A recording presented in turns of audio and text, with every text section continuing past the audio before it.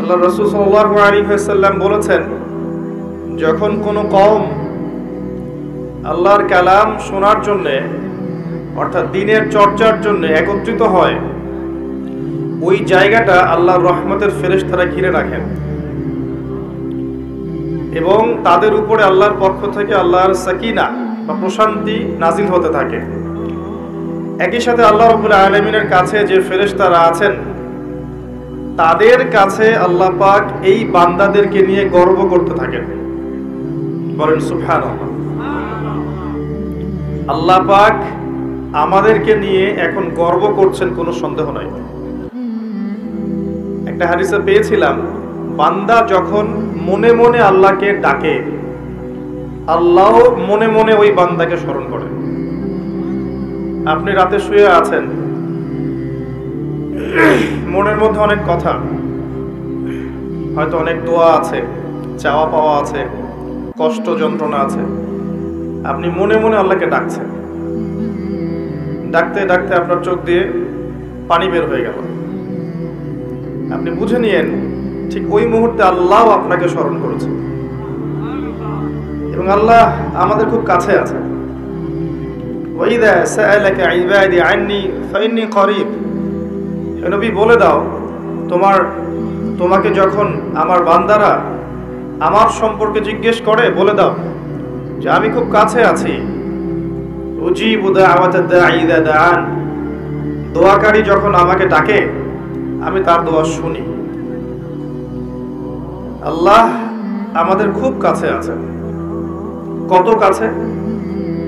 যদি আপনি মনে মনে আল্লাহকে স্মরণ করেন, আল্লাহ মনে মনে আপনাকে স্মরণ করবেন। যদি আপনি একটা সমাবেশের মধ্যে আল্লাহকে স্মরণ করেন, আল্লাহ এর চেয়ে উত্তম সমাবেশে আমাদের কথা স্মরণ করবেন। আল্লাহ পাক এত কাছে আছেন যে প্রত্যেক রাতের শেষ অংশে আল্লাহ পাক প্রথম আকাশে নেমে আসেন।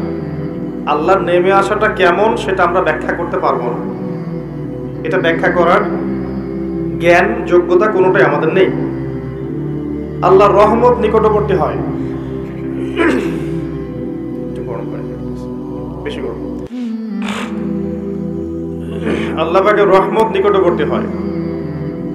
এই সময় আল্লাহ পাক আহ্বান করতে থাকেন বান্দাদের উদ্দেশ্যে, কে আছো আমার কাছে কিছু চাইবে, আমি তোমাকে সেটা প্রদান করব। কে আছো আমার কাছে কিছু দোয়া করবে, আমি তোমার দোয়া শ্রবণ করব। কে আছো আমার কাছে ক্ষমা চাইবে, আমি তোমাকে মাফ করে দিব। প্রত্যেক রাতের শেষ অংশে আল্লাহ রাব্বুল আলামিন এইভাবে আহ্বান করতে থাকেন ফজর পর্যন্ত। আর এই সময়টা দেখবেন আমরা হয় ঘুমে কাটাই, অথবা ফেসবুক, অথবা ইউটিউব, অথবা ক্যাসিনোর মধ্যে, কেউ জুয়াখানায়, কেউ পতিতালয়ে, কেউ আল্লাহ বিরোধী পরিকল্পনা করতে ব্যস্ত থাকে। কিন্তু আল্লাহ পাক প্রত্যেক রাতে তার বান্দাদের উদ্দেশ্যে এই আহ্বানটা করে থাকেন। আল্লাহ পাক এত কাছে।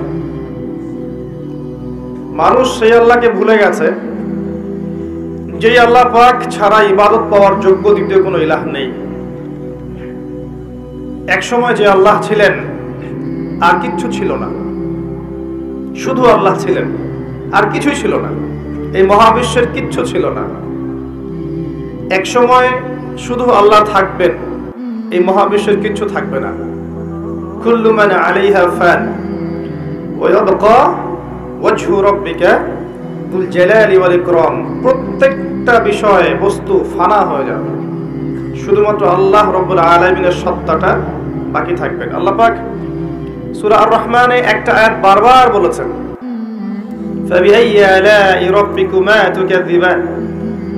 তোমরা দুই জাতি, জিন আর মানুষ, তোমরা আল্লাহর কোন কোন নিয়ামতকে অস্বীকার করবে। কেন জিন আর মানুষকে বলা হচ্ছে? কারণ সূরা জারিয়াতের 56 নম্বর আয়াতে আল্লাহ পাক বলেছেন, ওয়ামা খালাকতুল জিন্না ওয়াল ইনসা ইল্লা লিয়াবুদুন। আমি জিন আর মানুষকে শুধুমাত্র আমার ইবাদত করার জন্য সৃষ্টি করেছি। এই কারণে জিন আর মানুষকে উদ্দেশ্য করে আল্লাহ পাক সূরা আর রহমানে বারবার বলছেন, তোমরা আমার কোন কোন নিয়ামতকে অস্বীকার করবে। আল্লাহ রাব্বুল আলামিন এই সূরার মধ্যে বলেছেন যে আল্লাহ পাক তার সৃষ্টির এই যে কাজ, এতে ব্যস্ত থাকেন, প্রত্যেকটা মুহূর্ত তিনি ব্যস্ত থাকেন। তবে সানাফরুগু লাকুম আইয়ুহাস সাকালান, শীঘ্রই তোমাদের দুই জাতির জন্য আমি ফারেক হচ্ছি, দাঁড়াও, তোমাদের বোঝাপড়ার জন্য শীঘ্রই আমি ফারেক হচ্ছি, থামো। সানাফরুগু লাকুম আইয়ুহাস সাকালান। এই আয়াতটা এই সূরার মধ্যে একটা ভয়ঙ্কর আয়াত। আল্লাহ পাক জিন আর মানুষকে বলছেন, আমি বিজি আমার কাজে, কিন্তু তোমাদের জন্য আমি শীঘ্রই ফারেক হব। কিয়ামত ঘটানোর পরে তোমাদের হিসেব নিকেশের জন্য আমি শীঘ্রই নিজেকে ফারেক করছি, ওয়েট করতে থাকো, জাস্ট ওয়েট এন্ড সি। মানুষ সে আল্লাহকে ভুলে গেছে যে আল্লাহ রাব্বুল আলামিন এখন জানেন যে আপনি কতদিন বাঁচবেন, জীবনে কি করবেন, কোন দিন আপনি কোন কোন বেলায় কি কি খাবার খাবেন, কোথায় কোথায় আপনি কি কি পাপ করবেন এবং কোথায় কোথায় আপনি কি কি পুণ্য করবেন, আল্লাহ পাক এখনই জানেন। আল্লাহ পাক জানেন আমাদের মধ্যে এখানে বসে থাকা প্রত্যেকটা মানুষ কে কোথায় কিভাবে মারা যাবে, কার জীবনে কি আছে, কার পরকালে কি আছে। আমাদের এখানকার মানুষদের মধ্যে কে কবরের প্রশ্নের উত্তর দিতে পারবে, কে পারবে না, আল্লাহ এখনই জানেন। আল্লাহ পাক এখনই জানেন, এই মুহূর্তেই জানেন যে আমাদের মধ্যে কয়জন মানুষ এখানকার মধ্যে জান্নাতে যাবে। আর জান্নাতে যাওয়ার কোটি কোটি বছর পরে ওই বান্দারা কি কি নিয়ামত ভোগ করবে, আল্লাহ পাক এখনই রাইট নাও সেটা জানেন। আপনাকে আমি আল্লাহ চিনাচ্ছি, আল্লাহ পাক সেই সত্তা যে আমাদের মধ্যে কে কে জাহান্নামে যাবে বা যাবে কি যাবে না, আল্লাহ পাক এই মুহূর্তে সেটা জানেন। এবং জাহান্নামে যাওয়ার কোটি কোটি বছর পর তাদেরকে কি শাস্তি দেওয়া হবে, আল্লাহ এখনই সেটা জানেন। আল্লাহ পাক জানেন এই পৃথিবীর আগামী ভবিষ্যৎ কি, এই পৃথিবীবাসীর ভবিষ্যৎটা কি, কোথায় যাচ্ছে বিশ্ব, আল্লাহ এই মুহূর্তে জানেন। আল্লাহর জ্ঞানের মধ্যে সবকিছু আছে। শুধু তাই না, পৃথিবীর শুরু থেকে নিয়ে শেষ দিন পর্যন্ত মানব জাতি পৃথিবীর বুকে কি করেছে না করেছে, আল্লাহ পাক প্রত্যেকটা বিষয় লিখে রেখেছেন। ওয়ামা কানা রাব্বুকা নাসিয়া, এবং আপনার রব কিচ্ছু ভুলে যান নাই। পৃথিবীতে কোথায় কে কোন জুলুম করেছে, কে কোথায় জিনা করেছে, কে কোথায় মদ খেয়েছে, কে কোথায় নামাজ পড়ে নাই, কে কোথায় শিরক করেছে, কে কোথায় বেদাত করেছে, কে কোথায় সুদ খেয়েছে, কে কোথায় মানুষকে হত্যা করেছে, কোন জালেম কোথায় কোথায় মাজলুমদের উপর অত্যাচার করেছে, আল্লাহ পাক সব লিখে রেখেছেন। এটা হচ্ছে আমাদের রব। পৃথিবীতে আমরা যখন ছিলাম না, আল্লাহ রাব্বুল আলামিন আমাদেরকে রূহের জগতে রেখেছিলেন, আলমে আরওয়াহ বা রূহের জগতে। সেখানে আমাদের আত্মাগুলো ছিল। এই আত্মাগুলোকে একত্রিত করে আল্লাহ পাক জিজ্ঞাসা করেছিলেন, আলাস্তু বিরাব্বিকুম, আমি কি তোমাদের রব নই? সবাই আমরা বলেছিলাম, আমরা যারা আছি এখন, জীবিত মৃত ভবিষ্যতে আসবে, আমরা সবাই এক বাক্যে বলেছিলাম, বালা, অবশ্যই আপনি আমাদের রব। আমাদের মনে পড়ে? মনে পড়ে না। এই কথাটা মনে করিয়ে দেওয়ার জন্যই আল্লাহ পাক প্রত্যেক যুগে যুগে অসংখ্য নবী রাসূল পাঠিয়েছেন, আসমানি কিতাব পাঠিয়েছেন, যাতে করে ওই কথাটা মনে করিয়ে দেওয়া যায়। কথা বুঝতে পারছেন? আলাস্তু বিরাব্বিকুম, আমরা বলেছিলাম বালা, অবশ্যই আপনি আমার রব। সেখান থেকে আমাদের এই যে মাটির দেহ, এর মধ্যে রূহ দেয়া হলো। মাটির দেহটা কিন্তু আপনি না, ওই রূহটা হচ্ছেন আপনি। কারণ আপনার দেহটা পচে যাবে, আপনার আমার দেহের সৌন্দর্য থাকবে, বয়স থাকবে, পচে যাবে, নষ্ট হয়ে যাবে। আপনার রূহ এটা কিন্তু মরবে না। ওই রূহের জগৎ থেকে রূহটা পাঠানো হয়েছে মায়ের গর্ভে।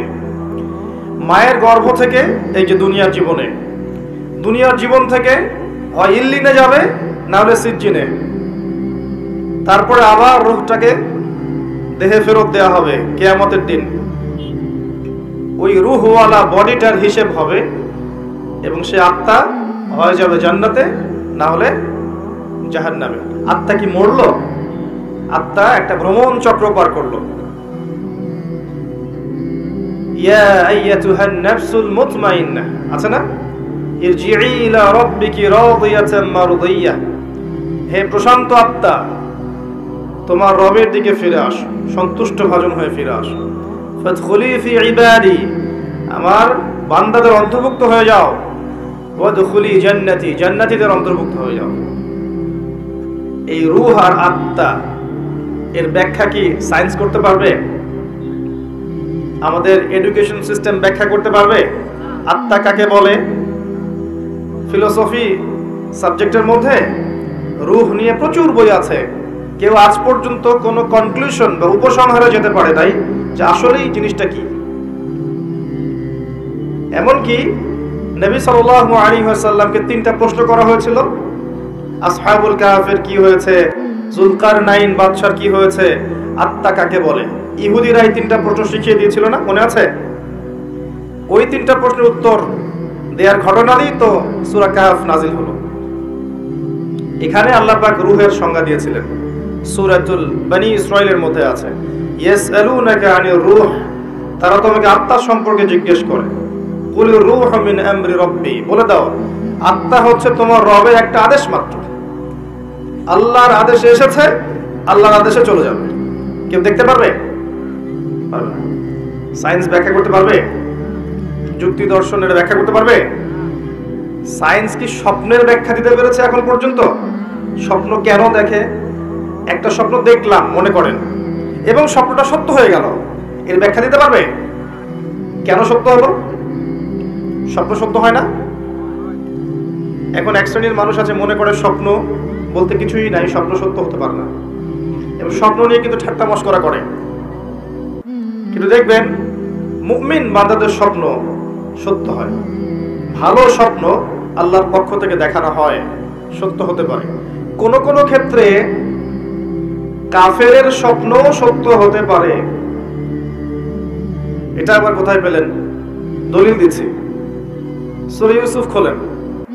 ইউসুফ আলাইহিস সালাম জেলখানায় আছেন, 2 জন কয়েদি, দুজনে অমুসলিম, এসে বলছেন আমি স্বপ্ন দেখেছি যে আমি মনিবকে কিছু পান করাচ্ছি, এবং আমি স্বপ্ন দেখেছি আমার মাথায় রুটি আছে, এখান থেকে কাক বা চিল এটা খেয়ে নিচ্ছে। ইউসুফ আলাইহিস সালাম বললেন, যার মাথা থেকে রুটি খেয়ে নেওয়া হচ্ছে একে শীঘ্রই শুলদণ্ড দেয়া হবে। তাই হলো। আর যে পান করাচ্ছে একে মুক্ত করে দেওয়া হবে। ওই 2 ব্যক্তি কি মুসলিম ছিলেন? সত্য স্বপ্ন দেখেছেন আল্লাহর পক্ষ থেকে। নবুয়তের 46 ভাগের 1 ভাগ কিন্তু সত্য স্বপ্ন। তো শেষ জামানায় মুমিনরা বেশি বেশি সত্য স্বপ্ন দেখতে পারে এবং এগুলো ফলতেও পারে। যদি প্রসঙ্গটা এসেই গেছে বলে দিচ্ছি আপনার কাছে, বেশিরভাগ স্বপ্নই অহেতুক চিন্তাবশত মানুষ দেখে থাকে। আরেক প্রকার স্বপ্ন মানুষ শয়তানের পক্ষ থেকে দেখে। আরেক প্রকার স্বপ্ন আছে যেটা আল্লাহর পক্ষ থেকে মানুষকে দেখানো হয়, সত্য স্বপ্ন। তা আমি রূহের কথা বলছিলাম, আমরা রূহের জগতে ছিলাম, সেখান থেকে এই রূহের চক্র ভ্রমণ করছে। এই ভ্রমণ চক্রের মধ্যে একটা সময় দেখেন আপনি, শুধু মায়ের গর্ভ থেকে নিয়ে এই যে পৃথিবীর জীবনটুকু, এটাই হচ্ছে আপনার আমার দুনিয়ার হায়াত। কিন্তু রূহের হায়াত নয়, আপনার আমার দুনিয়ার জীবনের হায়াত, রূহের হায়াত নয়। রূহ সৃষ্টি করা হয়েছে আরো অনেক আগে। আমার কথা বুঝতে পারছেন? আমি সহজ করব ইনশাআল্লাহ, আমাকে সহজ করতে বলা হয়েছে। রূহ সৃষ্টি হয়েছে, আল্লাহ সৃষ্টি করেছেন আরো অনেক আগে, সেটাকে পাঠিয়েছেন দুনিয়ায় মায়ের গর্ভে। এই মায়ের গর্ভ থেকে মৃত্যু পর্যন্ত এই 50, 60, 70, 80, 100 বছর জীবনটা, এটা আপনার দুনিয়ার হায়াত। এই দুনিয়ার হায়াতটাকে আল্লাহ বলেছেন শস্য ক্ষেত, কাজের জায়গা, ফলাফল গ্রহণের জায়গা নয়। মনে রাখবেন, এখানে রেজাল্ট পাওয়া যাবে না, এটা পরীক্ষার হল, এখানে রেজাল্ট দেওয়া হবে না। কে ভালো কে মন্দ, কে জয়লাভ করলো কে পরাজিত হলো, কে সত্য কে মিথ্যা, এটা এখানে প্রমাণ সবসময় নাও হতে পারে। এটা রেজাল্ট দেওয়ার জায়গা নয়, রেজাল্ট দেওয়ার জায়গা হচ্ছে পরে কিয়ামতের মাঠে। এরপরে রূহটা চলে যাবে হয় ইল্লিনে। ইল্লিন কোথায়? উপরে, আর সিজ্জিন নিচে। ভালো মানুষ হলে আত্মা চলে যাবে ইল্লিনে, আর মন্দ হলে, কাফের, ফাসিক, জালেম, মুশরিক, মুনাফিক হলে আত্মা যাবে সিজ্জিনে। সূরা মুতাফফিফিন পড়ে দেখেন, এখানে সব লেখা আছে। তো ইল্লিন সিজ্জিনে আত্মাগুলো আযাব ভোগ করবে অথবা শান্তি পাবে। যদি ভালো মানুষ হয় ইল্লিনে শান্তি ভোগ করবে জান্নাতের, আর খারাপ মানুষ হলে সিজ্জিনে শাস্তি ভোগ করবে। এখানে শাস্তি ভোগ করছে আত্মা, দেহ নয়। দেহ কিন্তু নাই এখানে, আত্মা শাস্তি ভোগ করছে। আপনাকে বোঝাতে চাচ্ছি, আপনি যে বডিটা নিয়ে ঘুরছেন এই বডিটাই আপনি নন। আপনার ভিতর একটা রূহ আছে, এটা হচ্ছে আপনি। ওটা যদি আল্লাহর আনুগত্য করে, আপনার বডি অটোমেটিক আল্লাহর আনুগত্য করবে। যখন আপনার রূহের মধ্যে কলুষতা আসবে, আত্মার মধ্যে নোংরামি, কলুষতা, কুৎসিত চিন্তা ভাবনা, আকীদা, আমল দিয়ে ভরে যাবে, তখন দেহ আপনার রূহের আনুগত্য করবে না। এই রূহটাকে পবিত্র করার জন্যই আল্লাহ রাব্বুল আলামিন যুগ যুগে অসংখ্য নবী রাসূল পাঠিয়েছেন এবং তারা তাজকিয়া করেছেন, মানুষের আত্মশুদ্ধির কাজ করেছেন। আমি পরে আসছি কিভাবে আপনি আত্মশুদ্ধিতে যাবেন। এই যে হায়াতটুকু আপনাকে দেয়া হয়েছে, এটা কর্মের জীবন। পরবর্তীতে আপনি ফলাফল পাবেন ইল্লিনে বা সিজ্জিনে। তারপরে তাকে তোলা হবে কিয়ামতের মাঠে হিসাবের জন্য, যেখানে আরো 5টা প্রশ্ন করা হবে। কবরে 3টা, কিয়ামতের মাঠে 5টা। কবরে কয়টা? 3টা। কিয়ামতের মাঠে আরো 5টা। কবরে 3টা তো জানেন, মান রব্বুক, তোমার রব কে। দুনিয়াতে কেউ যদি আল্লাহর সাথে শিরিক করে থাকে, বিনা তওবায় মারা যায়, সে ব্যক্তি মান রব্বুক প্রশ্নের উত্তর দিতে পারবে না, ফুল স্টপ। মা দীনুক, তোমার দিন কি। পৃথিবীতে কেউ যদি দিন ইসলামকে পরিপূর্ণরূপে গ্রহণ না করে, হাসি ঠাট্টার ছলে গ্রহণ করে থাকে, সে কোশ্চেন কালেও এই প্রশ্নের উত্তর দিতে পারবে না, তোমার দিন কি, ফুল স্টপ। মান নবিয়ুক বা মান হাদার রাজুলু বুইসা ফীকুম, পৃথিবীতে কেউ যদি নবী সাল্লাল্লাহু আলাইহি ওয়াসাল্লামের সুন্নতের উপর না থাকে, অন্যের আদর্শ গ্রহণ করে তাকে বাদ দিয়ে, সে কোশ্চেন কালেও এই প্রশ্নের উত্তর দিতে পারবে না, ফুল স্টপ। যারা তাওহীদের উপর থাকবে তারা মান রব্বুক উত্তর দিতে পারবে। যারা দ্বীন ইসলামকে পরিপূর্ণরূপে গ্রহণ করবে তারা মা দীনুক উত্তর দিতে পারবে। যারা পৃথিবীতে শুধু নবী সাল্লাল্লাহু আলাইহি ওয়াসাল্লামের সুন্নাহর উপর চলবে, অন্য কাউকে আদর্শরূপে গ্রহণ করবে না, তারা মান নবিয়ুক উত্তর দিতে পারবে ইনশাআল্লাহ। এরপরে আরো একটা প্রশ্ন করা হবে, যদি 3টা পারা যায়। তুমি কিভাবে এগুলো জানলে? এগুলো তো সবাই জানে না।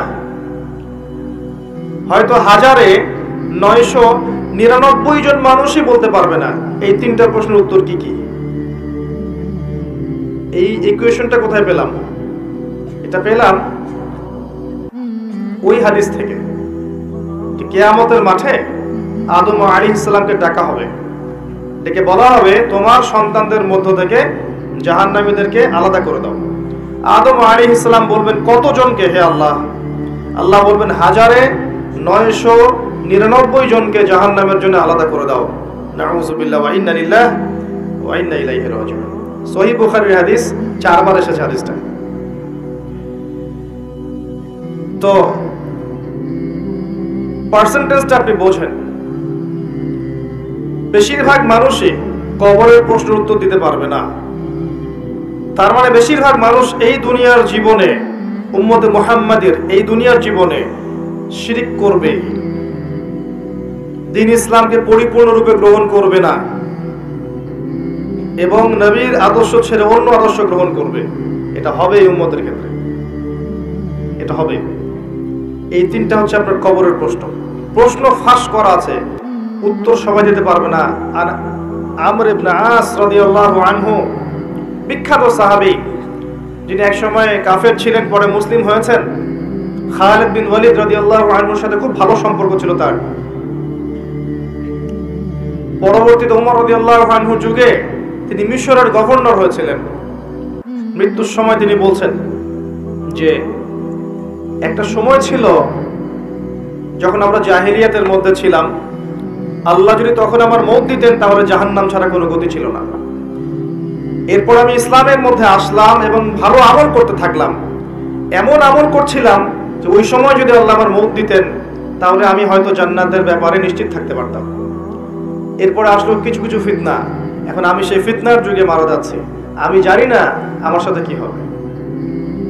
বিখ্যাত সাহাবী আমর ইবনে আস রাদিয়াল্লাহু আনহুর কথা এটা। তিনি তখন বললেন, আমার মৃত্যুর পরে তোমরা আমার কবরের পাশে বসে থেকো, তাড়াতাড়ি চলে যেও না। আমার কবরের পাশে বসে থেকো, তাড়াতাড়ি চলে যেও না। একটা উট জবাই করে গোশতগুলো বন্টন করতে যত সময় লাগে এতটুকু সময় তোমরা বসে থেকো, যাতে আমি প্রশ্ন উত্তরের প্রিপারেশন নিতে পারি। বিখ্যাত সাহাবীর উক্তি। উসমান রাদিয়াল্লাহু তাআলা আনহু জান্নাত জাহান্নামের বর্ণনা শুনে কাঁদতেন না। যখন কবরের কথা আলোচনা হতো, কবরস্থানে যেতেন, দরদর করে কাঁদতে থাকতেন। এরপর একটা সভ্যতা আসলো, আধুনিক সভ্যতা, যে সভ্যতা কবরস্থানকে লোকালিটি থেকে অনেক দূরে সরিয়ে দিল। সমাজ একটা, গ্রাম একটা, কবরস্থান অনেক দূরে। মানুষ মারা গেলে তাকে দূরে কবর দিতে যেতে হয়, তাই না? আর ওই যুগে এমন ছিল, কবরস্থান ছিল মসজিদের পাশে। এখনো দেখবেন নববী, মসজিদ নববীর পিছনে আছে না বাকিউল গারকাত, সাহাবীদের কবর। কারণ ছিল যখন মানুষ এটা অতিক্রম করবে প্রতিদিন নামাজ পড়তে যাওয়ার সময় 5 বার করে, তার মধ্যে পরকালের ফিকির হবে, কবরের কথা চিন্তা থাকবে, কান্না আসবে, দুনিয়ার জীবন এর তুচ্ছতা সম্পর্কে আমাদের ধারণা আসবে। একটা দাজ্জালীয় সভ্যতা যখন আসলো, এই সভ্যতা কবরস্থানকে আস্তে আস্তে দূরে সরিয়ে দিল। এখন বছরে একটা দিনও আপনারা কবরস্থানে যান কিনা সন্দেহ আছে। তাই মৌতের কথা মানুষের স্মরণ হয় না। আর তারা চায় যে আমরা মৃত্যুকে ভুলে যাই, তারা চায় যে আমরা মৌতকে ভুলে যাই, দুনিয়ার ভোগ বিলাস নিয়ে ব্যস্ত থাকি। এতে করে ওদের উদ্দেশ্য সফল হবে এবং আমাদেরকে ডমিনেট করা ওদের জন্য সহজ হবে। এই যুগে যা যা হচ্ছে এগুলো কোনোটাই এমনি এমনি হয়নি। প্রত্যেকটা ঘটনার পিছনে কোনো না কোনো বিষয় আছে। এটা বুঝতে হলে আপনার নূর লাগবে। আমি বারবার একটা কথা বলেছিলাম, নূর লাগবে। নবীজি বলেছেন সাল্লাল্লাহু আলাইহি ওয়াসাল্লাম, ফিতনাটা এত ভয়াবহ হবে, অন্ধকার রাতে কালো পাথরের উপর কালো পিঁপড়া নীরবে হেঁটে গেলে যেমন হয়, ফিতনার ব্যাপারটা তেমন হবে। এত ডিফিকাল্ট। এখন আপনার পিএইচডি করার প্রয়োজন নাই যে এই ফিতনা চিন্তা হলে আপনার কি লাগবে, কি লাগবে বলেন? আলো, নূর। আলো থাকলে আপনি দেখতে পাচ্ছেন, এই তো এই নূর ওই কলুষিত আত্মা অর্জন করতে পারবে না। দুনিয়া পূজারী আত্মা, দুনিয়াতে এসে দুনিয়া নিয়ে ব্যস্ত হয়ে আছে, দুনিয়া পূজারী, দুনিয়ার টাকা পয়সা, ব্যাংক ব্যালেন্স, বাড়ি গাড়ি, ভোগবিলাস, জিনা, মদ, পর্নোগ্রাফি, সুদখোর, ঘুষখোর, দুর্নীতিবাজ, জুলুমবাজ, এদের হৃদয়ের মধ্যে ওই নূর কখনো আসবে না। হৃদয়ে যদি এগুলো থেকে পবিত্র হতে পারে তবে নিয়ে এর মধ্যে নূর আসতে পারে। হৃদয়কে এগুলো থেকে পবিত্র করার পর মনের মধ্যে যে হিংসাগুলো আছে, গীবত, তোহমত, সমালোচনা, অহংকার, এগুলো সংস্কৃতিগুলো আছে, এগুলো ত্যাগ করার পরে যখন মানুষ কোরআন ধরবে, হাদিস পড়বে, নামাজি হবে, তাহাজ্জুদ গোজার হবে, সুন্নাহর পাবন্দ হবে, হালাল খাবে, আদর্শ পরিবার গড়বে, ইসলামিক সমাজ গড়বে, আত্মশুদ্ধি অর্জন করবে, বেশি বেশি তেলাওয়াত করবে, জিকির আজগার করবে, আল্লাহকে ডাকবে, আল্লাহর ধ্যান করবে, আল্লাহর জিকির করবে, তাসবিহ তাহলিল করবে, মৌতকে স্মরণ করবে, পরকালকে স্মরণ করবে, প্রত্যেকটা কাজ আল্লাহকে সন্তুষ্ট করার জন্য করবে, তখন দেখবেন এই কলবগুলোর মধ্যে কি আসবে? আল্লাহর নূর আসবে ইনশাআল্লাহ। তখন সে ফিতনা রিকগনাইজ করতে পারবে, চিনতে পারবে ইনশাআল্লাহ। তো এই রূহটা যদি নূর দিয়ে আলোকিত করতে না পারি, পরকালে কবরেও নূর পাবো না, হাসরের মাঠেও কখনো নূর আসবে না। একটা আয়াত বলছি, সূরা হাদীদে আল্লাহ পাক বলেছেন, ইয়াউমা তারাল মুমিনিনা ওয়াল মুমিনাত ইয়াসআ নূরুহুম বাইনা আইদিহিম ওয়া বিআইমানিহিম। হে নবী, কিয়ামতের মাঠে আপনি দেখবেন মুমিন পুরুষ মুমিন নারীদের জন্য তাদের সামনে এবং ডান দিকে আল্লাহর পক্ষ থেকে আলো এবং নূর থাকবে। মুনাফিকরা বলবে যে আমাদেরকে নাত্তাবিস মিন নূরিকুম, তোমাদের নূর থেকে কিছু আমাদেরকে দাও, আমরা তো পার হতে পারছি না পুলসিরাতে। ওদেরকে বলা হবে কিলা রুজিউ ওয়ারাকুম ফালতামিসু নূরা, ফিরে যাও পিছনে, পিছনে ফিরে যাও। দুনিয়ার জীবন তোমাদেরকে প্রতারিত করেছিল, আজকে তোমাদের জন্য কোনো নূর নাই। আল্লাহ যাকে নূর দিবে না, ফামা লাহু মিন নূর, তার কোনো নূর থাকবে না। নূর নিয়ে এতগুলো কথা এই জন্য বলছি, আমি পরে আসছি টপিকে। এই যুগে যদি আপনি চলতে চান, ফিতনাগুলো চিনে আল্লাহর পথে চলতে চান, এগুলো থেকে দূরে থাকতে চান, আল্লাহর আনুগত্য করতে চান, রাসূলের আনুগত্য করতে চান, পরিস্থিতি বুঝে এগোতে চান, আপনার বাহ্যিক চোখ যথেষ্ট না, আপনার নূর দরকার কলবের মতো। বাহ্যিক চোখ দিয়ে আপনি সব বুঝতে পারবেন না। বাহ্যিক চোখ দিয়ে আপনি দেখবেন বিশ্ব এগিয়ে যাচ্ছে, আর আল্লাহর নূর দিয়ে দেখলে আপনি বুঝতে পারবেন বিশ্ব এগিয়ে যাচ্ছে ঠিকই, তবে এটা তার ধ্বংসের দিকে এগিয়ে যাচ্ছে। দৃষ্টিভঙ্গির বিশাল পার্থক্য দেখবেন আপনি। তো এই যে সময়টা আল্লাহ দিয়েছেন, এই সময়টুকুতে যদি আমরা তাওহীদে থাকি, সুন্নতে থাকি, দিন পরিপূর্ণরূপে পালন করি, কবরের 3টা প্রশ্নের উত্তর দিতে পারবেন ইনশাআল্লাহ। এরপরে আপনাকে রাখা হবে ইল্লিনে, যেখানে আপনি জান্নাতের নিয়ামত ভোগ করবেন। আল্লাহর পথে যারা শহীদ, তাদের ব্যাপারে এসেছে তোমরা আল্লাহর পথের শহীদদেরকে নিহত বলো না, মৃত বলো না, তাদেরকে আল্লাহর পক্ষ থেকে রিজিক প্রদান করা হয়। জাফর ইবনে আবি তালিব রাদিয়াল্লাহু আনহু, যিনি মুতার যুদ্ধে শহীদ হয়েছিলেন, তার 2টা হাত কেটে গিয়েছিল। নবী সাল্লাল্লাহু আলাইহি ওয়াসাল্লাম কান্নাকাটি করেছিলেন তার ইন্তেকালের সংবাদ শুনে, কিন্তু একটু পরে মুচকি হেসেছেন। তাকে জিজ্ঞেস করা হলো, কি জন্য আপনি হাসলেন ইয়া রাসূলুল্লাহ? তিনি বললেন, আমি দেখলাম যে জাফর রাদিয়াল্লাহু আনহুকে আল্লাহ এই কাটা 2 হাতের বিনিময়ে জান্নাতে 2টা সবুজ পাখা দিয়েছে। এটা দিয়ে সে জান্নাতে ঘুরে বেড়াচ্ছে এবং ফল খাচ্ছে। তার মানে ইল্লিনে আপনি আপনার কর্মফল ভোগ করবেন, আপনার আত্মা ভালো ফল ভোগ করবে। আর যদি দুনিয়ার কর্মজীবনে খারাপ কাজ করে থাকে, শিরিক করেছে, বেদাত করেছে, হারাম খেয়েছে, সুদ খেয়েছে, ঘুষ খেয়েছে, জিনা করেছে, দুর্নীতি করেছে, জুলুম করেছে অন্যের উপরে, এমন কোনো পাপ নাই দুনিয়াতে করে নাই, এর আত্মা ইল্লিনে যাবে না, সিজ্জিনে যাবে। সিজ্জিন, ওয়ামা আদরাকা মা সিজ্জিন, আল্লাহ বলেছেন তোমরা কি জানো সিজ্জিন কি? কিতাবুম মারকুম, আল্লাহর কাছে লিখিত কিতাব। এখানে আত্মাদেরকে শাস্তি দেওয়া হবে। এই যে বারজাখের জীবনের শাস্তি নবীজি দেখে এসেছেন মেরাজের রাতে, সুদখোরদের মাথা ফাটিয়ে দেওয়া হচ্ছে, রক্তের নদীতে ফেলে মাথা ফাটিয়ে দেওয়া হচ্ছে, এতিমের মাল আত্মসাৎকারীরা জ্বলন্ত অঙ্গার গিলে খাচ্ছে, ব্যভিচারকারীদেরকে এই যে পচা গোশত খেতে দেওয়া হচ্ছে, মহিলা জেনাকারদেরকে এই যে বুকের মধ্যে হুক লাগিয়ে ঝুলিয়ে রাখা হয়েছে। এই যে শাস্তিগুলো তিনি দেখে এসেছেন, এগুলো কিন্তু ওই বারজাখের শাস্তি। এটা কিন্তু জাহান্নামের ওই কিয়ামতের মাঠের শাস্তি নয়, কিন্তু বারজাখী জীবনের শাস্তি। দেখেছেন জিহ্বা আগুনের কেচি দিয়ে কেটে দেওয়া হচ্ছে এক শ্রেণীর বক্তার, জানা অনুযায়ী আমল করতো না। এগুলো বারজাখের শাস্তি। তার মানে আত্মার কিন্তু আপনার মৃত্যু হচ্ছে না।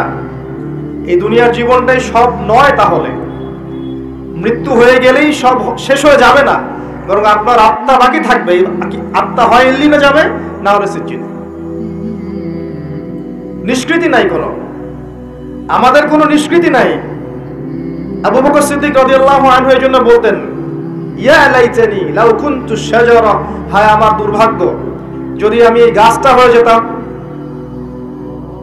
যার কোনো হিসাব নিকাশ নাই। দুনিয়াতে এসেছি, কাজ করব, ভালো হলে ভালো, খারাপ হলে খারাপ, আত্মার নিষ্কৃতি নাই, ওকে ছেড়ে দেওয়া হবে না। এরপর কিয়ামতের মাঠে দেহটাকে আবার জীবিত করে আবার আত্মা দেয়া হবে। দিয়ে কয়টা প্রশ্ন ভাই? আরো 5টা। এই 5টাও শোনেন। 1 নাম্বার, তোমার সারাটা জীবন কোন কাজে ব্যয় করেছো? নাম্বার 1। নবীজি বলেছেন এই 5টার উত্তর না দেয়া পর্যন্ত কোন আদম সন্তান 1 স্টেপ সামনে যেতে পারবে না, 1 স্টেপ পিছনে আসতে পারবে না, স্টিল দাঁড়িয়ে থাকতে হবে। খালি পায়ে নগ্ন শরীরে, গায়ে কাপড় থাকবে না, খালি পা, নগ্ন শরীর। রোদের উত্তাপ তো বুঝতে পারছেন, মানুষের ঘাম টাকনু, হাঁটু, বুক, গলা পর্যন্ত পৌঁছাবে। দাঁড়িয়ে আছে। 5টা প্রশ্ন, তোমার সারা জীবন কোন কাজে ব্যয় করেছো বলো, না হলে এক স্টেপ আগাতে পারবে না, বলো। 2 নম্বর প্রশ্ন, স্পেশালি তোমার যৌবন, যুবকদেরকে বলছি, স্পেশালি তোমার যৌবন কোন কাজে ব্যয় করেছো বলো, আগাতে দেওয়া হবে না, না হলে। বার্ধক্যে অনেকেরই মওতের ফিকির আসে, সারা জীবন সুদ খেয়ে শেষ বয়সে চিল্লা দিয়ে এসেছে, এমন লোক আছে। সারা জীবন ঘুষ খাইছে, দুর্নীতি করছে, মদ খাইছে, জেনা করছে, জুয়া খেলছে, শেষ বয়সে হজ করে আলহাজ হয়ে গেছে, এমন লোকের অভাব নাই। যৌবন কাল ভাইটাল টাইম, এই সময়টাতে সবাই হেদায়েতের পথে চলতে চায় না। রক্ত গরম থাকে, উচ্চাভিলাষ থাকে, পলিটিক্যাল পাওয়ার অ্যাচিভ করতে হবে, অথবা একটা ভালো নারী চাই, অথবা আমি বিভিন্ন মেয়েদের সাথে অ্যাফেয়ার করব আর ভোগ করব, অথবা পর্নোগ্রাফিতে আসক্ত হয়, অথবা মাদকাসক্ত হয়, খেলাধুলা করে সময় নষ্ট করছে, অথবা দেখবেন ব্যাংক ব্যালেন্স, টাকা পয়সা পিছনে ছুটছে। মানে ওর যত ছোটাছুটি দেখবেন স্পেশালি যৌবনকালে, স্পেশালি যৌবনকালে। এবং এই যৌবন শুধু আপনার না, যুবতীদেরও, বোথ অফ দেম, উভয়ই জানে না জীবনের উদ্দেশ্য কি। অন দ্য আদার হ্যান্ড, মেয়েকে দেখবেন সারাদিন মেকআপ, পার্লার, এই ফ্যাশন, ওই ফ্যাশন, এই ড্রেস, ওই ড্রেস, টিকটক, ফেসবুক, ইউটিউবিং, এগুলোতে ব্যস্ত আছে। বসে বসে নিজেই হাসছে, নিজেই ছবি তুলছে, নিজে নিজে হাসছে একা একা, মানে হাসির কোনো কারণ নাই, এমনি একা বসে আছে, এটা হাসলো, ছবি তুলো। মানে মাইন্ড প্রোগ্রামিং। দেখেন, আমাদের মাথাটাকে ইহুদিরা প্রোগ্রামিং করে দিয়েছে। মানে আপনি যা করবেন ওরা আপনাকে দেখতে আসবে না, বরং আপনি নিজেই জানিয়ে দিবেন, দেখো আমি এটা করেছি। ওয়াইফকে নিয়ে ঘুরতে গেছে, ছবি দিয়ে ফেসবুকে, কয়দিন পর হয়তো বাথরুমে বসেও ছবি দিবে। এটাই বাকি আছে, খালি আই থিঙ্ক শুধু এটাই বাকি আছে, বাকি সবই দেওয়া যায়। এগুলো দিস হয়, আমি আপনাদের ভাষা বুঝি না, বলতে পারি না, এগুলো মাঝে মধ্যে দেখা যায়। ভালো করে খেয়াল করেন, মানুষের 2টা জীবন, ব্যক্তিগত জীবন আর পাবলিক লাইফ। পাবলিক লাইফ, আপনি আমি এখন পাবলিক লাইফে আছি, আমাদের প্রাইভেসি আছে, সবকিছু তো আপনি জানবেন না, আবার আপনার সবকিছু আমি জানবো না। একটা প্রাইভেট লাইফ, ব্যক্তিগত জীবনে আপনি খান, ঘুমান, আপনি স্ত্রীর সাথে থাকেন, ঘরের মধ্যে অনেক কিছুই করেন। এই মাইন্ড প্রোগ্রামিং করে ওরা আমাদেরকে এমন একটা মানসিকতা দিয়ে দিয়েছে যে আমরা এখন পাবলিক লাইফ আর প্রাইভেট লাইফের পার্থক্য বুঝতে পারছি না। মানুষের প্রাইভেট লাইফকে আমরা পাবলিক করে দিচ্ছি, ব্যক্তিগত জীবনে যা করছে সব ঢেলে মানুষকে জানাচ্ছে। ওরা কিন্তু জানতে আসছে না, আপনি জানিয়ে দিচ্ছেন ফেসবুকে। এটা প্রোগ্রামিং, একটা মাইন্ড প্রোগ্রামিং। ওদের ওই যুব সমাজও যেমন, যুবতী সমাজও তেমন। দেখবেন এরাও ফ্যাশন, ওই পার্লার, এই গেট আপ, জিন্স, গেঞ্জি, রাস্তায় ঘোরা। তারপরে যদি বুঝায় দেওয়া যায় যে তুমি তো সম অধিকার পাওয়ার যোগ্য, নারী পুরুষের তো কোনো পার্থক্য নাই, তুমি বাসায় বসে থাকবে কেন? তুমি বেগম রোকেয়ার উত্তরসূরি না? বাসা থেকে বের হও, ঘর থেকে বের হও, মৌলবাদী পর্দার দর্শন বাদ দাও, পুরুষের কাঁধে কাঁধ মিলিয়ে মাঠে নামো, জাতিকে এগিয়ে নাও। তাহলে তো আর কথাই নাই, ওকে আর ওরা হাতি দিতে পারবে না, ও তখন আকাশে উড়বে, মাটিতে হাঁটবে না, আকাশে হাঁটবে। দাজ্জাল, আমি বলেছি দাজ্জাল, ফেমিনিস্ট রেভলিউশন। এই যে feminist revolution is created by মাসিহুদ দাজ্জাল। দাজ্জালের যারা ফলোয়ার্স আছে এরা এই ফেমিনিস্ট রেভলিউশন ক্রিয়েট করেছে। নবী সাল্লাল্লাহু আলাইহি ওয়াসাল্লাম মেরাজের রাতে যখন গিয়েছেন, একজন ফেরেশতা তাকে দেখে হাসেনি, তার নাম মালিক। সূরা যুখরুফের মধ্যে তার কথা আছে। তিনি জিবরাইলকে জিজ্ঞাসা করেছিলেন আলাইহিস সালাম, ও হাসছে না কেন? জিবরিল আমিন বলেছেন, তাকে আল্লাহ পাক জাহান্নামের প্রহরী হিসেবে সৃষ্টি করেছেন। যেদিন থেকে আল্লাহ তাকে এই দায়িত্ব দিয়েছেন ওই দিন থেকে মুখের হাসি উড়ে গেছে। আর জাহান্নামে তিনি ছাড়াও আরো 19 জন বড় বড় ফেরেশতা থাকবেন। আলাইহা তিসআতা আশার কোরআনে আছে। আর অগণিত ফেরেশতা থাকবেন যারা দায়িত্ব পালন করবেন। নবী সাল্লাল্লাহু আলাইহি ওয়াসাল্লামকে দেখানো হলো জাহান্নামের আযাব, তিনি দেখলেন, পৃথিবীতে এসে বললেন মেরাজ শেষে যে আমি জাহান্নামকে দেখেছি যেখানে উদ্ধত এবং অহংকারীরা আছে এবং সেখানকার বেশিরভাগ অধিবাসী হচ্ছে মহিলা, নারী। তার মানে শোনেন, এই হাদিসের ভুল ব্যাখ্যা বুঝেন না, এটা সমস্ত উম্মতদের জন্য নয়, এটা এই উম্মতের জন্য খাস।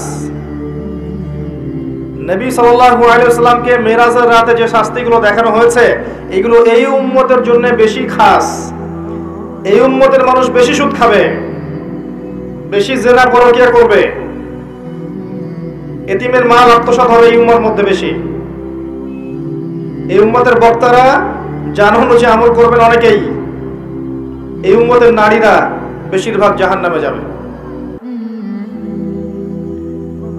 শেষ 100 বছরের দিকে তাকান, বেশিরভাগ অনুসারী যদি জাহান্নামে যায় মহিলা এই উম্মতের, তার মানে এই উম্মতের মহিলাদের সাথে শেষ জামানায় এমন কিছু হবে যার ফলে তারা দিনের পথে থাকতে পারবে না। শেষ জামানায় এমন কিছু ওদের সাথে হবে যার ফলে ওরা তাওহীদ, দ্বীনের জ্ঞান অর্জন, সুন্নত, পর্দা, হালাল এই বিষয়গুলো মেনে চলতে পারবে না, প্রতিবন্ধকতার শিকার হবে। আর সেই বিষয়টাই বলেছে আমি আমার ব্যাখ্যায়, এটা হচ্ছে ফ্যামিনিস্ট রেভলিউশন, নারীদের এই অবাধে বেলাল্লাপনা। এটা আজকে থেকে 100 বছর আগে ছিল না, আজকে থেকে 100-200 বছর আগে দিকে তাকিয়ে দেখেন, এরকম পশ্চিমা ধাঁচে সারা বিশ্বে মুসলিম কান্ট্রিগুলোতে মেয়েরা এইভাবে ঘুরে বেড়ায়নি কখনো। যারা নারীরা এখন পুরুষের আসন নিয়ে নিয়েছে আর পুরুষ হয়ে গেছে নারী, পোশাক পরিবর্তন হয়ে গেছে, নারী পুরুষের পোশাক পরছে, মেয়ে নারীর পোশাক পরছে। দেধার সে ফ্রি মিক্সিং, যেখানে যাবেন ফ্রি মিক্সিং, মার্কেটে যান ফ্রি মিক্সিং, স্কুলে যান ফ্রি মিক্সিং। ফ্রি মিক্সিং বোঝেন তো? মানে আপনার পাশে বসে আছে গায়রে মাহরাম, আপনার মনে হবে সে আমার কলিগ। আপনার পাশে বসে আছে একটা গায়রে মাহরাম যার সামনে পর্দা করা ফরজ আল্লাহ করেছেন, আপনার কাছে মনে হবে সে আমার কাজিন, সে আমার সহপাঠী, সে আমার ফ্রেন্ড, সে আমার ভাইয়া, সে আমার টিচার, এটা মনে হবে। আল্লাহ ওদের সাথে পর্দা করা ফরজ করেছেন, কিন্তু ওই মেয়ের কাছে মনে হবে এই ব্যাপার। এটা ফ্রি মিক্সিং। স্কুলে ফ্রি মিক্সিং, স্কুলে ছেলেমেয়েরা এখন পর্ন দেখে, স্কুলের ছেলেমেয়েরা বসে বসে ক্লাসে বসে বসে পর্ন দেখে। এটা সেকুলারদের মিডিয়া থেকে খবরগুলো বলছে, ইসলামিক মিডিয়া তো নাই আমাদের কাছে, সেকুলারদের মিডিয়া থেকে খবরগুলো বলছে। রিপোর্ট হয়েছে এগুলো নিয়ে অনেক, ইউটিউব ঘাটে। ক্লাসে বসে বসে ছেলে মেয়ে পর্ন দেখছে, স্কুলের ছেলেরা, স্কুলের মেয়েরা। আজকে থেকে 50 বছর আগে কল্পনা করতে পারতেন? আমরা করেছি এগুলা? আমরা তো বেশি বয়স না, আমরা করেছি। এখনকার কলেজে যাবেন ফ্রি মিক্সিং, গ্রুপ স্টাডি করতেছে বসে, ছেলে টিচার মহিলাদেরকে পড়াচ্ছে, মেয়েদেরকে পড়াচ্ছে ব্যাচ করে, ছেলে টিচার, মেয়ে টিচার, ছেলেরা ব্যাচ করে পড়ছে। গায়রে মাহরাম, পর্দা করা ফরজ ছিল। বোঝানো হয়েছে সে তো শিক্ষক, আমি তো ছাত্র, সে আমার টিচার, আমি তার ছাত্রী, বাবার মতো সম্মান তার আমার। এই বাবার মতো সম্মান করতে গিয়ে মাঝে মাঝে বাবার ভূমিকায় গায়ে হাত দিচ্ছে, মা ভালো থাকো।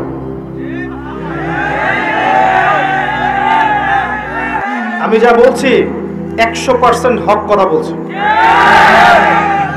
ইউনিভার্সিটিগুলোর মধ্যে এগুলো হচ্ছে এবং আমরা ইউনিভার্সিটির সিঁড়ি পেরিয়ে এই চেয়ারে বসেছি, এমনি এমনি বসিনি, এগুলো হচ্ছে।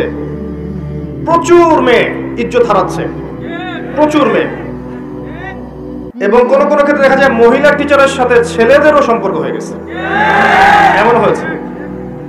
তাহলে এটা নিশ্চয়ই শিক্ষা ব্যবস্থার উন্নতি, অগ্রগতি, প্রগতি বলতে পারি না আমরা। তাহলে কি শিখালাম আমরা জাতিকে? আমরা আসলে কি শিখছি আর কি শিখাচ্ছি? শালীনতাই যদি শেখাতে না পারলাম, একটা শালীন সমাজ গড়তে না পারলাম, সমাজের মধ্যে বাইরে থেকে দেখে মনে হয় সমাজ এগিয়ে যাচ্ছে, ভিতরে দেখা যায় সমাজের কাঠামো ভিত্তিহীন, তাহলে আপনি কি করছেন? একটা জ্ঞান, ইলম শিখতে যাবে মানুষ, ইলম শিখতে গিয়ে যদি এই ঘটনা ঘটে, কি শিখবে আর জাতিকে শিখাবে এটা কি বলেন? এই মেয়ের ইজ্জত হারালো। এই ইজ্জত হারানো মেয়েগুলো পরবর্তীতে কারো না কারো ঘরে তো যাবে। যাদের ঘরে যাবে ওই ছেলেদের উপর জুলুম হলো না? ওই ছেলেগুলো এই মেয়েদেরকে নিয়ে সুখে থাকতে পারবে? আর যদি ওদেরকে ফ্যামিলিস্ট ধাঁচে গড়ে তোলা হয়, এগিয়ে যাওয়া, অগ্রগতি, প্রগতির নাম দিয়ে পর্দার বালাই নাই, শালীনতার বালাই নাই, ইসলামী নৈতিকতা, মূল্যবোধ, নামাজ, রোজা, হজ জাকাতের বালাই নাই, ওদেরকে ঘরে নিলে কি যুব সমাজ সুখী হবে? সমাজ কাঠামো ধ্বংস করছেন। আমি কোন কথাটা থেকে এই জায়গায় চলে আসলাম? বেশিরভাগ নারী এই যুগের, এই জামানার জাহান্নামে যাচ্ছে, কারণ তাদের সাথে কিছু একটা হচ্ছে এই যুগে যেটা আগে হয়নি। এর ফলশ্রুতিতে তারা পর্দায় থাকতে পারবে না, আল্লাহর বিধানগুলো মেনে চলতে সমস্যা হবে, এবং এক পর্যায়ে তারা জাহান্নামের রাস্তায় হাঁটবে। সতর্ক হয়ে যান। আপনার মাকে সতর্ক করেন, বোনকে সতর্ক করেন, আপনার স্ত্রীকে সতর্ক করেন, আপনার মেয়ে বাচ্চাকে সতর্ক সাবধানে রাখেন। এমন পর্যায়ে পৌঁছেছে যে এমন কোনো সেক্টর নাই যেখানে ফ্রি মিক্সিং নাই, এমন কোনো সেক্টর নাই যেখানে জিনা নাই।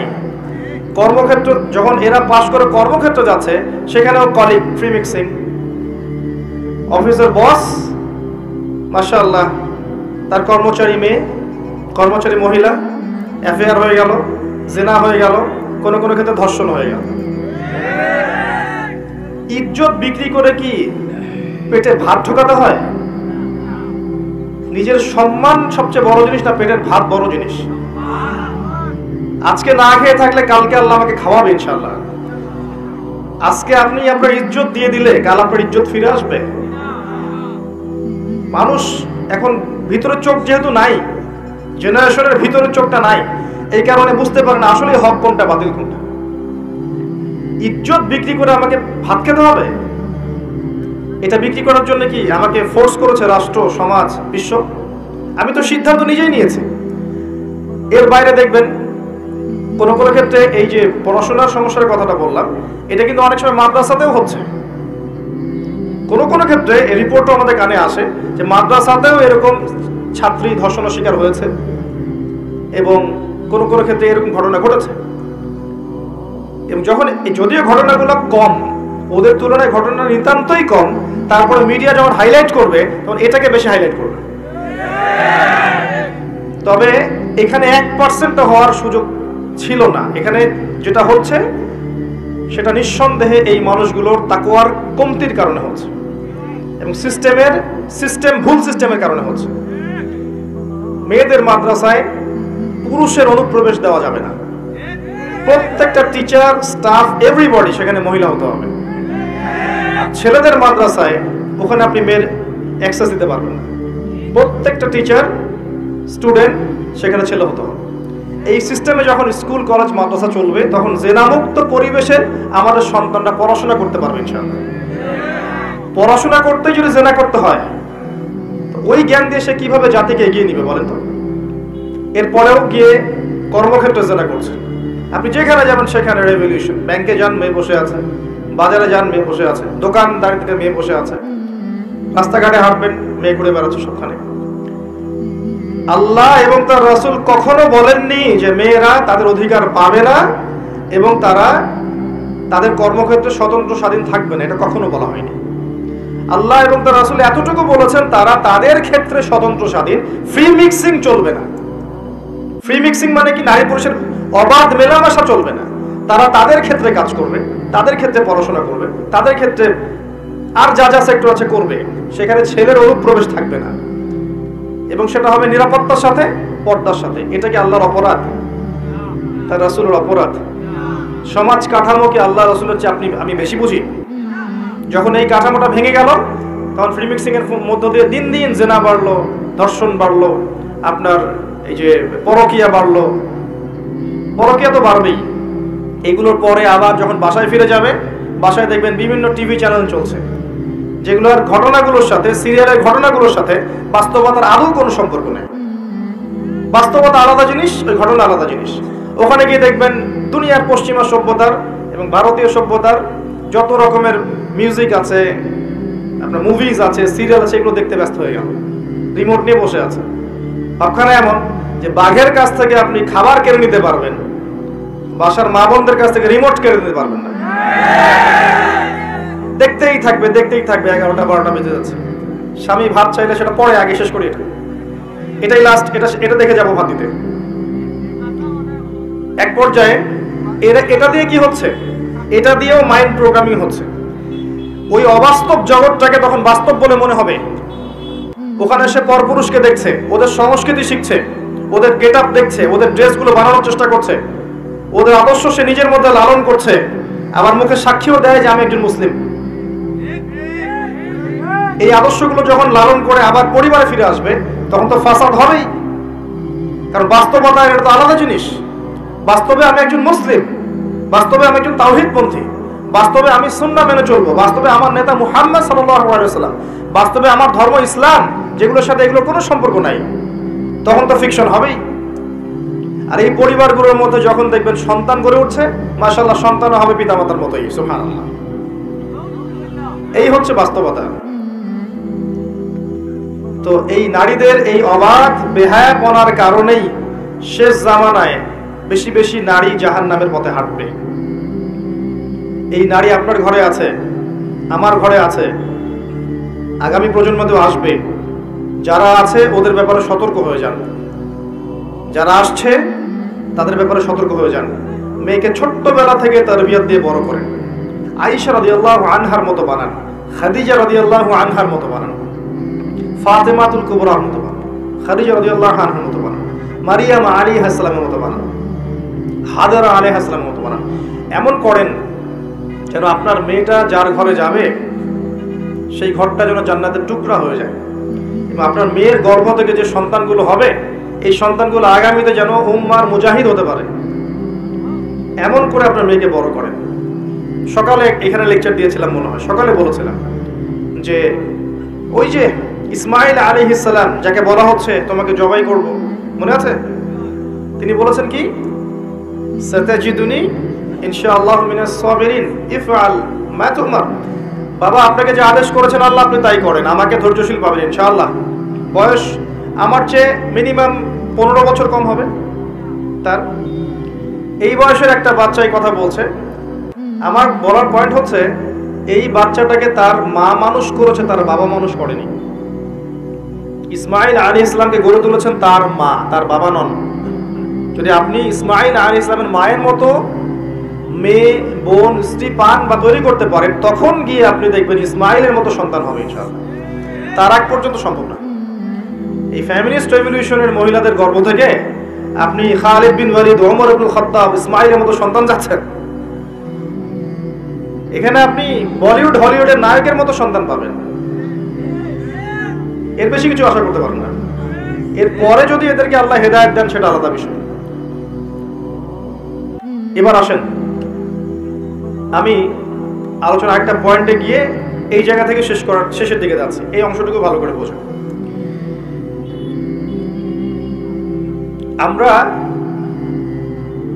যে 5টা প্রশ্নে ছিলাম যে জীবনটা কিভাবে কাটিয়েছো, যৌবনটা কিভাবে কাটিয়েছো, তারপরে প্রশ্ন করবেন আল্লাহ পাক উপার্জন কোন পথে করেছো, 4 নাম্বার প্রশ্ন করবেন কোন পথে ব্যয় করেছো, আর 5 নাম্বার করবেন জানা অনুযায়ী আমল করেছো কিনা। এই 5 প্রশ্নের উত্তর না দেওয়া পর্যন্ত কিয়ামতের মাঠেও কেউ আমল নামা ডান হাতে পাবে না, হিসাব নিকাশ শুরু তো হবে না তার, বা আগাতে পারবে না, পুলসিরাতও পার হওয়ার সুযোগ দেওয়া হবে না, এবং চিরস্থায়ী জান্নাত জাহান্নামের ফয়সালাও হবে না, দাঁড়িয়েই থাকতে হবে। এখন প্রশ্ন হচ্ছে যে এই ফিতনাময় পরিবেশে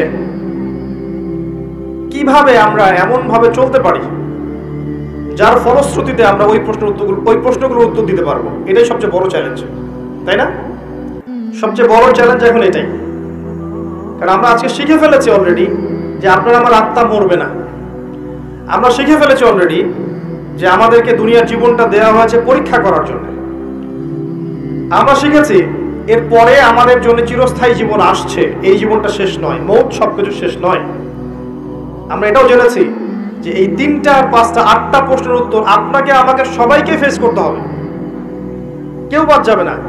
একদম ইসরায়েলের প্রেসিডেন্ট থেকে শুরু করে আপনি আমি পর্যন্ত, ওই বিশ্ব নেতা থেকে শুরু করে আপনি আমি পর্যন্ত, এই বিশ্বের প্রত্যেক নেতা, প্রত্যেক কর্মী, প্রত্যেক ধর্ম নেতা, প্রত্যেক বিশ্ব নেতা, প্রত্যেক পলিটিক্যাল নেতা, প্রত্যেক হিউম্যান বিং, অর্থনৈতিক নেতা, সামাজিক নেতা, হুএভার হি ইজ, সে যেই হোক না কেন, তাকে এই 8টা প্রশ্ন ফেস করতেই হবে, যেই হোক না কেন। আল্লাহ কাউকে দেখে বাজ বিচার করবেন না। এবার আসেন কিভাবে সম্ভব এগুলো উতরে যাওয়া। 1 নম্বরে আসি, যদি আপনি আমি শিরিক না করি, শোনেন আমার কথা, আপনি আমি যদি শিরিক না করি তাহলে মান রব্বক উত্তর দিতে পারবেন ইনশাআল্লাহ। শিরিক কি, কেন, কত প্রকার শেখার জন্য একটা বইয়ের নাম বলে দিচ্ছি, কিতাবুত তাওহীদ। এই বইয়ের অনেক প্রকাশনা সংস্থা থেকে ছাপানো হয়েছে এবং ব্যাখ্যা করা হয়েছে। কিতাবুত তাওহীদ অনলাইনে খুঁজবেন, অফলাইনে কিনবেন। আমি রিকোয়েস্ট করব সবার বাসায় একটা করে লাইব্রেরি করবেন, পারবেন না? প্রত্যেকের বাসায় একটা করে লাইব্রেরি করবেন, পার্সোনাল লাইব্রেরি। সেখানে কোরআনের তাফসীর কিনবেন, হাদিসের বইগুলো কিনবেন, ইতিহাসের বইগুলো কিনবেন, ফিকহের বই কিনবেন, রাসূলের সিরাতগুলো কিনবেন, সাম্প্রতিক বিশ্বের বইগুলো কিনবেন। একটা পার্সোনাল লাইব্রেরি আপনার থাকবে, যেখানে আপনি প্রতিদিন 1 ঘন্টা 2 ঘন্টা সময় ব্যয় করবেন।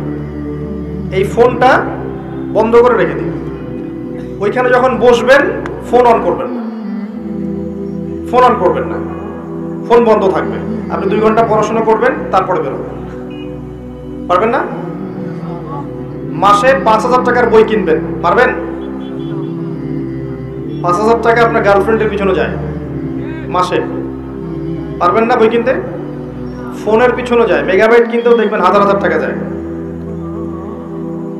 আসেন, তাওহীদে থাকতে হবে। শোনেন, যে আদর্শ লালন করে শাহজালাল রাহিমাহুল্লাহ এই অঞ্চলে জালেম শাসক এই গৌর গোবিন্দর বিরুদ্ধে যুদ্ধ করেছেন, তরোয়ার হাতে নিয়েছেন, মাজলুমের অধিকার ফিরিয়ে দিয়েছেন। আপনাদের এই জায়গাটা বরকতময় হয়ে গেছে মাশাআল্লাহ। গ্যাসের পরে আসে তেল, এরপর আসবে তেল, তেলের আগে গ্যাস আসে। আপনাদের চা বাগান, আপনাদের এখানে বৃষ্টি, আবহাওয়া, পরিবেশ, মানুষের মধ্যে একটা রুহানি ভাব, বেশি বেশি নামাজি, আতর আগর, কত নিয়ামত দিয়ে আপনাদেরকে ভরে রেখেছেন আল্লাহ পাক। চিন্তা করেছেন? ওই যে মানুষগুলো এখানে আধ্যাত্মিকতা নিয়ে এসেছিলেন, তাদের এই রুহানি প্রভাব এখনো আছে এখানে। একই ফ্লেভার আপনি পাবেন, মদিনায় যান সেখানে ফ্লেভার পাবেন, ওখানে আধ্যাত্মিক পরিবেশ পাবেন। আমি বাগেরহাটে গিয়েছিলাম খান জাহান আলী রাহিমাহুল্লাহ ওনাদের ওখানে প্রোগ্রাম করতে, ওখানেও দেখবেন একটা রুহানি একটা ফ্লেভার আছে। আগেকার যে মানুষগুলো ছিলেন আল্লাহওয়ালা, মুজাহিদ, মুজাদ্দিদ, আলেম, ফুকাহায়ে কেরাম, উলামায়ে কেরাম, নূরওয়ালা মানুষ, বসিরাওয়ালা মানুষ, তাজকিয়াওয়ালা মানুষ, তাদের একটা রুহানি পরিবেশ থাকে, একটা প্রভাব থাকে, রোগ থাকে। আপনাদের অঞ্চলে নিঃসন্দেহে আছে, কোনো সন্দেহ নাই। আপনাদের অঞ্চলে মানুষ অন্য অনেক অঞ্চলের মানুষের চেয়ে বেশি নামাজি, বেশি আল্লাহকে ভয় করে, বেশি যাকাত দেয়, বেশি তাকওয়া আছে, দিনকে ভালোবাসে অন্য অঞ্চলের চাইতে। আমি দেখেছি, আমি প্রমাণ করেছি। কারণ আছে এই প্রভাব। ওই মানুষরা যে প্রভাবে এখানে এসেছেন, যে মজলুমদের সহযোগিতা করতে, জালেমের শিকড় উপড়ে ফেলতে, সেই মানুষের কবরকে কেন্দ্র করে আজকে মানুষ কি না করছে। অথচ সেই মানুষ যে আদর্শ নিয়ে এসেছিলেন, সেই আদর্শের যাররা পরিমাণ বালাই নাই। একটা হক কথা অন্যায়ের বিরুদ্ধে বলতে পারছে না, তার কবরকে এভাবে মুছে নিয়ে বরকত নিলে বরকত আসবে? তাওহীদে না থাকতে পারলে উনি আপনাকে পরকালে পার করে দিবেন? উনাকে সেজদা করলে আল্লাহ তাওহীদে সেজদা করা হবে?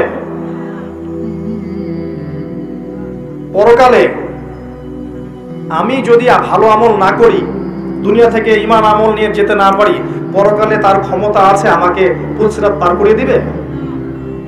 নবী সাল্লাল্লাহু আলাইহি ওয়াসাল্লাম তার মেয়েকে বলছেন, ইয়া ফাতিমা, দুনিয়াতে যা চাওয়ার আমার কাছে চেয়ে নাও, পরকালে আমি তোমার কোনো উপকার করতে পারবো না। আয়েশা রাদিয়াল্লাহু আনহা একদিন কাঁদছেন অঝোর নয়নে। আয়েশা, তুমি কাঁদছো কেন? ইয়া রাসূলুল্লাহ, আপনি একটা হাদিসে বলেছেন যে কিয়ামতের মাঠে কেউ কাউকে চিনবে না, আমাকে বলেছেন, এটা মনে করে আমার কান্না আসছে। আসলে কি কেউ কাউকে চিনবে না? নবীজি বললেন কয়েকটা জায়গা আছে আয়েশা, যখন আমি তোমার কথা মনে রাখতে পারবো না, আমি তোমার স্বামী তোমার কথা মনে রাখতে পারবো না। যখন আমলনামা ছুড়ে দেওয়া হবে, মানুষ খালি ইয়া নাফসি বলবে যে আমলনামা কোন দিক দিয়ে আসে। যখন পুলসিরাত মানুষ পার হবে, সবাই ইয়া নাফসি বলে আমার কি হবে, আমার কি হবে, কেউ কারোর কথা মনে রাখবে না।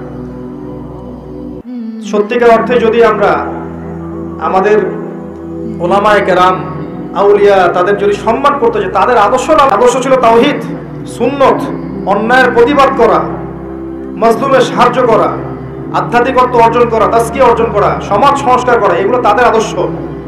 ওই আদর্শগুলো লালন না করে শুধু তাদের কবরে এভাবে মুছে গালে মাখলেই বরকত পাওয়া যাবে? আমরা আশা করব যদি কেউ এগুলোর সাথে সম্পৃক্ত থেকে থাকেন, ছেড়ে দেন, তাদের আদর্শ লালন করেন, তাওহীদ শেখেন। আল্লাহই সব, আল্লাহই খাওয়ান, আল্লাহই পরান, আল্লাহই বাঁচান, আল্লাহই মারেন, আল্লাহই ইবাদত পাওয়ার যোগ্য, তিনি সেজদা পাওয়ার যোগ্য, তিনি দোয়া পাওয়ার যোগ্য, তার জন্যই কুরবানি, তার জন্যই নজর মানো, তার জন্য সবকিছু। মধ্যস্থতা করতে গেলে শিরক হয়ে যাবে, শিরক হয়ে গেলেই মান রব্বুক উত্তর দিতে পারবেন না। মাদিনুকায় আসেন, ইসলামকে পরিপূর্ণরূপে গ্রহণ করতে হবে। কিছু অংশ মানি, কিছু অংশ মানি না, এমন গ্রহণ করলে ইসলাম টিকবে না।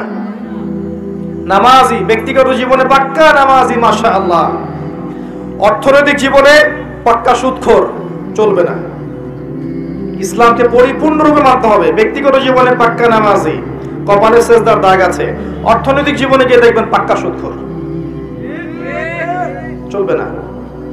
ব্যক্তিগত জীবনে দান সদকা করছে মাশাআল্লাহ বেশি বেশি, দেখবেন ফরজ যাকাতই দিচ্ছে না। মাশাআল্লাহ তাহাজ্জুদ পড়ছে, মেয়ে বেপরদায় রাস্তায় ঘুরছে। দেখবেন তাসবিহ তাহলিল করছে, চিল্লা দিয়ে বেড়াচ্ছে, বা আর অন্য কাজ করছে দিনের, পরিবারের কাঠামো ইসলাম নাই। দেখবেন এগুলো হচ্ছে। বেশি বেশি তেলাওয়াত করছে মাশাআল্লাহ, এদিকে দেখবেন গীবত, তহমত, অহংকার, হিংসা দিয়ে ভর্তি মধ্যে। ইসলাম আংশিকতার নাম নয়, পরিপূর্ণ একটা জীবন ব্যবস্থার নাম। আমরা ইবাদত করব, সেখানেও মুসলিম। সামাজিক জীব যখন, সেখানেও তো আমরা মুসলিম, সেখানে সামাজিকতাও নবীর সুন্নাহ মতো চলতে হবে। অর্থনীতি চালাবো, সেখানেও মুসলিম, সেখানেও অর্থনীতির ক্ষেত্রে আল্লাহর দেওয়া অর্থনীতি গ্রহণ করতে হবে। আপনি সমাজ চালাবেন, সেখানেও সামাজিক নীতিনীতির ক্ষেত্রেও ইসলামিক আদর্শ গ্রহণ করতে হবে। পরিবার চালাবো, সেখানেও থাকতে হবে। যদি আল্লাহ পাক আপনাকে বিশ্বের নেতৃত্ব দেন, সারা বিশ্বে ইসলামিক